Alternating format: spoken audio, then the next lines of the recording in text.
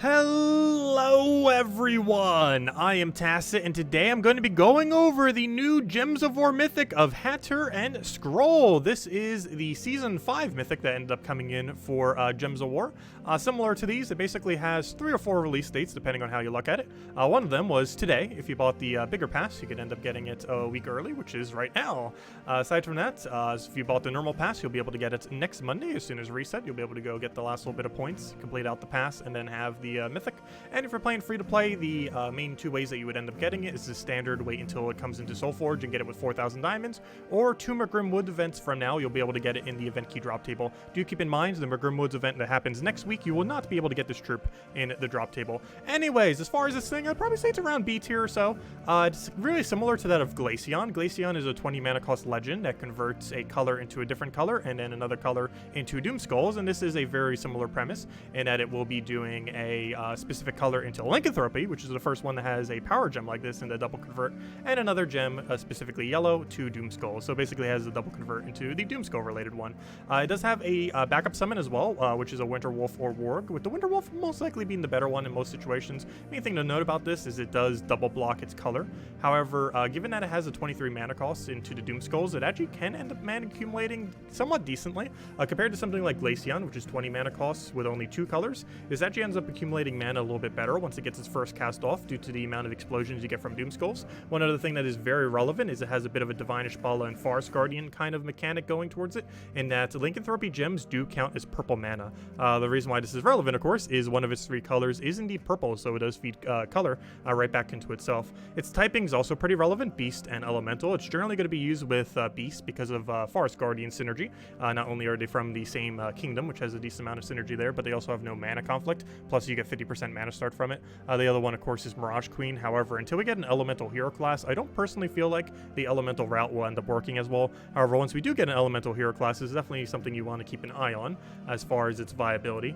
Speaking about viability, its traits basically only has Impervious, because its first trait does basically nothing, and its unique trait also basically does nothing. It gives 1 attack and 1 magic to all beast allies when its turn begins, and this is relatively useless just because magic is not really even going to be used in most of these situations. Forest Guardian doesn't use magic, itself doesn't use magic, so at most you're going to have 2 troops gaining 1 magic per turn, which isn't really going to be doing much. Obviously the attack is a little bit more useful, but of course 1 singular attack per turn, not really going to make or break a good majority of battles. But anyways, let's go over and get into some teams with this brand new Mythic. We'll just go straight into PvP. Right off the bat, we have an infinite truffle, so that's gonna be a little annoying. But anyways, we have 3 teams to show: a pure Beast team, a pure Maugrim Woods team, and something that you can use for Purple Guild War. We do have Guild Wars next week, and if you just bought the standard pass, you'll still be able to get this Mythic in time for the Guild Wars, so something to potentially consider. I'm not sure if it's necessarily better than already existing purple teams, but it's definitely a lot of fun, if nothing else, and a bit of a change of pace. Anyways, this very first one, actually using Queen Aurora. Queen Aurora, unfortunately not from Maugrim Woods, so we don't get the full synergy there.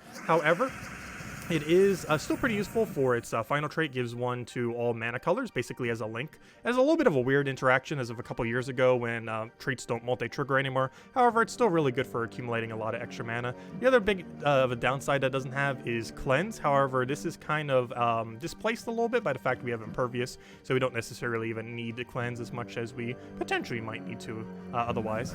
But we basically just want to accumulate a little bit of mana. Ideally, we want to be able to get our weapon up first. However, there is no brown that we can actually take off this starting board, which is a little unfortunate to how we normally want to get this team rolling. But we'll end up getting his ability up. He does have green to lycanthropy, and which basically means green to purple, just with the lycanthropy effect. One thing to note, this is actually the most effective way of doing 4 times lycanthropy in the entire game, as well as anything that's going to be coming out, so there's that going for it, if nothing else. That or the moon could also be somewhat useful for it, but overall, this is probably the most viable thing that actually has 4 times lycanthropy, which of course is very annoying, to say the least. But we have alignment here. We can go for the gigantic amount of explosion. Unfortunately, we don't have most of our other mana. I should probably take that green extra turn first, as we could have gotten that to get things rolling. A little bit of a mistake there, but it looks like the board gave it back. One other really interesting mechanic that I actually didn't even realize until today, mostly because I, like many people, have been avoiding lycanthropy as much as possible, but lycanthropy gems do convert with purple converts. So right here, of course, the ability on Forest Guardian, one of the reasons why that's really useful, of course, 50% mana start while having no mana conflict with it, and our entire team right now is Beast, so very useful. However, it does purple to skulls. lycanthropy gems count as purple gems. I knew this for boost ratios, but I actually did not know that for converts. So it's a good way to get rid of all of the lycanthropy gems from the board so that you don't get hit with it. Because the only thing you're really going to normally have that's going to have immune is going to be your Mythic itself, the new Mythic. So yeah, it's a nice way to just kind of get rid of all that and be good to go. And then we can kind of just keep spamming. It has a bit of a Divinish Ball equivalent feel in that once you get it going, this team can pretty much infinitely loop. It's not really a true infinite, but it's kind of like a, you know, Divine Spell equivalent kind of infinite, where it's generally going to infinite enough that you basically will win before it stops infiniting. So yeah, it's pretty nice in that regard. It's basically a new Divine Spell equivalent, just out of a Legend and Mythic instead of double Legends. So a bit of more expensive, just with a bunch of lycanthropy and a little bit of a different kind of team setup. Also, that is very much not a real team. That one is, though. Double Beatrix. Anyways, as far as a purple Guild War kind of style of team, specifically did this with Arachnine Weaver, so we can end up getting the Web Spinner there for the triple damage in case our Thrall ends up dying. The alternative here is if they are using a hard counter to purple, you probably want to replace your first slot with a Leprechaun, but you could do that, of course, if the enemy happens to be doing so. But basically, this is a bit of a chip team, and then we just end up getting a lot of skull damage down. Plays a little bit like a pretty standard Weaver team. The main difference being we're actually using Archmagus instead of Orb Weaver.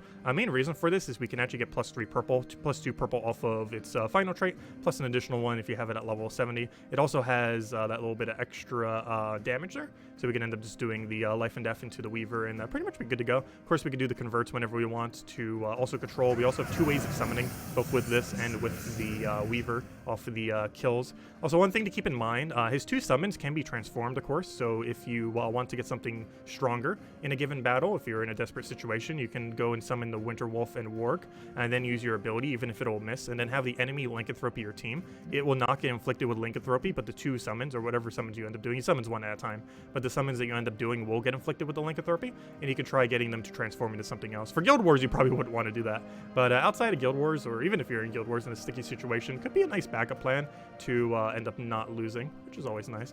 Anyways, we'll go for a bunch of big burst damage here. We'll almost kill it out, unfortunately, not all the way. Probably going to have to take a poke into... Actually, you know what? We're going to go for Thrall here and hopefully have a good board. One thing that you can do with Thrall, of course, is pretty much a full board clear in order to try to get him realignment. So instead of just constantly controlling the board, you basically just board clear and then go straight into a convert in hopes that it is good. Otherwise, you just cast Thrall again and just hope that board is good and just kind of keep doing that. Anyways, as far as the last team, this is a pure Maugrim Woods team. This ends up using the Maugrim Woods weapon that ends up creating a bunch of blue and green. One thing to note, I am using quite a few of these weapons. Elemental Bow is another one of those if you kind of want to go down that route, though I found it not to be as effective. But anyways, of these, the only one that's actually available anytime soon, I believe, is the Maugrim Woods one, which is available next week. So if you want to get this specific weapon, you can. However, something like Beastly Bow, you're going to have to wait all the way until Pride lands. Also, that's the same week that Rope Dart comes out, so do be mindful of that. But that could still be a while, of course, since... yeah, I'm not sure when the next Pride Lands event is, but we do know that Maugrim Woods is next week, if nothing else, obviously, because of the Mythic that's coming out and everything for the normal pass to end out the season. But anyways, here's the other variant. This is basically missing one really good Maugrim Woods troop to really be solid. I feel like it needs a better first slot than what it currently has. However, I figured I'd still show it, and it is something that could definitely be adjusted in the future once we get more Maugrim Woods troops that are actually viable onto this team. But it works pretty similar to the other one, except it doesn't loop as efficiently as the double Mythic one of the gosh, I can't remember her name because she's not even meta anymore, but the Queen Aurora.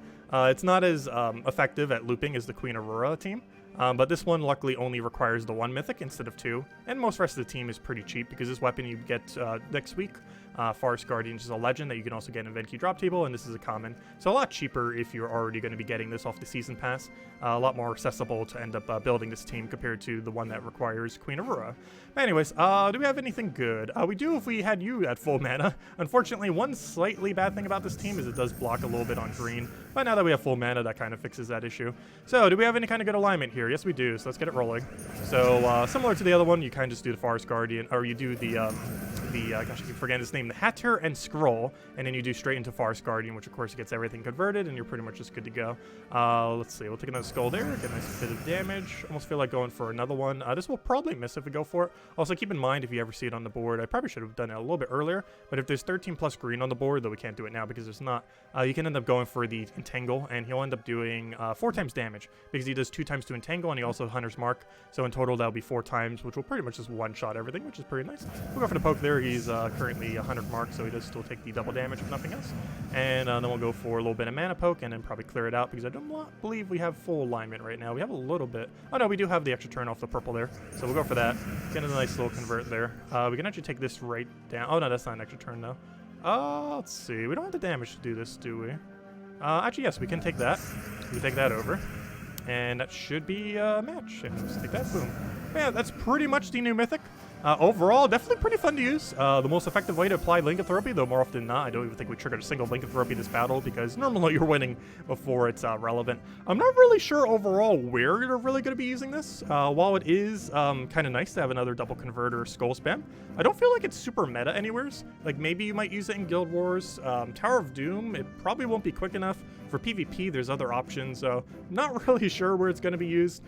Pretty much every instance where you would kind of use Divine Spell Aquila, it has that kind of similar premise where you might end up bringing it out and kind of have like a double converter team with the whole Forest Guardian and everything like that. But overall, I don't know, it seems good pretty much everywhere, but not best at any particular location. We'll be testing it probably for Guild Wars next week just to see.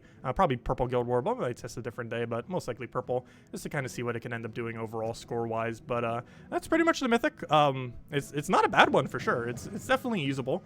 Definitely has potential. Definitely has a pseudo-infinite loop too in some situations, though it does seem like it requires Queen Aurora because most teams I've tried that used it as the only Mythic wasn't really able to loop as well compared to having it in the Queen Aurora Beastly Bow team. And some people might be missing Beastly Bow if they chose Rope Dart instead, and of course Queen Aurora is a Mythic that also people might not have, so a little bit harder to build. But overall, definitely a Mythic worth lucking into. If you are playing free to play, I'm not sure if this is really a Mythic you'd want to go out of your way for, especially because of the lycanthropy effect and everything. But overall, if you are getting it for free from the season pass, definitely, or not free, but you know, if you're getting it just from completing out the season pass, definitely worth messing around with, as it's a solid Mythic and one of the better ones we've gotten this year. Not the absolute best, but of course that's Ironhawk, but especially after the Volt event last weekend. But it's definitely a pretty solid Mythic and worth looking into. Anyways, all the teams will be in the description below if you want to go and copy paste any of the ones we showed here. If you have any other questions, feel free to leave it in the comment section below, and I will catch all of you guys later. Hope you have a wonderful week. Thank you all so much for watching. Goodbye, everyone.